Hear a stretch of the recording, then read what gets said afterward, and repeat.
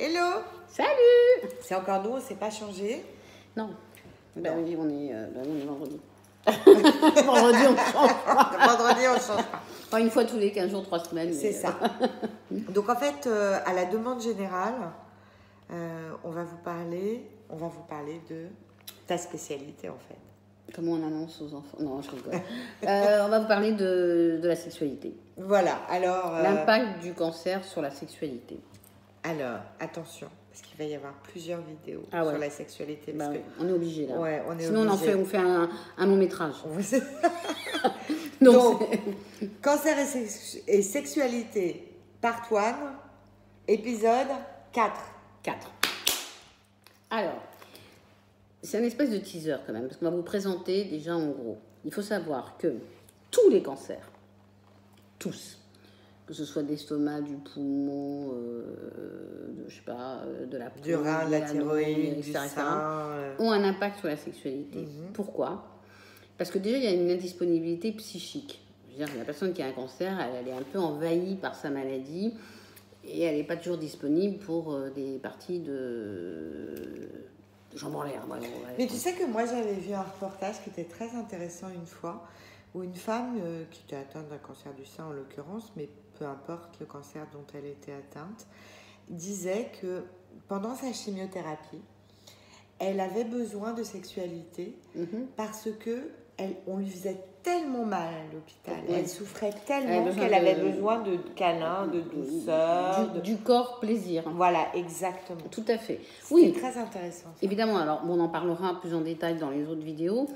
Effectivement, il y a des personnes pour lesquelles la sexualité redouble parce que c'est la pulsion de vie qui prend le dessus. Et puis parce que c'est un pied de nez à la maladie, et puis etc. Mais donc en gros, les traitements anti-cancer sont fatigants. C'est le moins qu'on puisse dire. Ils sont épuisants, bah oui, malheureusement tu es mieux placé que moi pour le savoir. Non, mais en plus le mot fatigue, c'est juste quelque chose, enfin il faudrait inventer un autre mot pour la fatigue. Fatiguissimo. Ouais, fatiguissimo, exactement. Sont super fatigants. La radiothérapie, c'est super fatigant. Les hormonothérapies, c'est super fatigant. Enfin bon, voilà. Les chirurgies, les mutulations, X, Y, Z. Bon, tout ça, ça a un impact dans le sens où on n'est pas toujours très disponible pour, comme je vous disais tout à l'heure, pour des relations sexuelles. Soit parce qu'on se sent diminué, soit parce qu'on est fatigué, soit parce que on a honte de son corps, soit parce qu'on ne veut pas le montrer, soit parce que on a mal. On a mal, parce qu'on a des douleurs. Parce qu'on a des nausées, parce que voilà. Parce qu'on a envie de dormir, parce que parfois c'est le partenaire qui s'éloigne un peu, parce qu'il a peur de faire mal, ou parce que c'est pas très ragoûtant, les cicatrices dans tous les sens. Bref. Ou il a peur de faire mal. Oui, c'est ce que je viens de dire, chérie. Ah, pardon. Non, je t'en prie. Donc, en fait, toute la cancérologie, enfin, tous les cancers, ont un impact sur la sexualité. Donc, après, ce qu'on va faire, c'est qu'on va parler, parce qu'on ne va pas faire tous les cancers, sinon on en a pendant... Voilà. On va parler, dans les autres vidéos, des cancers qui ont un impact plus direct sur la sexualité. Donc, le cancer du sein, le cancer de la prostate... éventuellement, effectivement, les cancers gastro avec les poches, éventuellement les cancers ORL quand il y a des trachéotomies, quoi d'autre, les cancers de la peau, pas évident. Et les cancers de l'utérus, des ovaires. Voilà, donc ça, c'est des choses qui ont un impact, disons, plus direct. Et surtout, effectivement, sein, prostate. Ça, c'est des deux gros pôles de... en tout cas, moi, dans ma patientèle en sexologie, c'est vraiment les deux gros pôles, c'est cancer du sein et cancer de la prostate. En tout cas, moi, ce que je voulais dire, c'est que c'est pas une honte de parler de sexualité quand on a un cancer, parce que la sexualité, c'est la vie. Le cancer, pour la plupart des gens, c'est la mort. C'est pas antinomique. On a une sexualité quand on a un cancer, ou pas. Peu importe. Bon, mais il faut que ce soit un choix. Et c'est important d'en parler parce qu'on a honte d'en parler à son cancérologue parce que personne n'en parle. Personne. Les médecins n'en parlent pas. Les patients n'osent pas en parler en disant il est en train de me sauver la vie, je ne vais pas lui parler d'histoire de cul.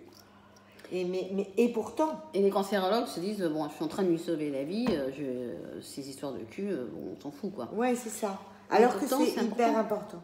Parce que c'est la double punition, hein, quand en plus il n'y a plus de sexualité.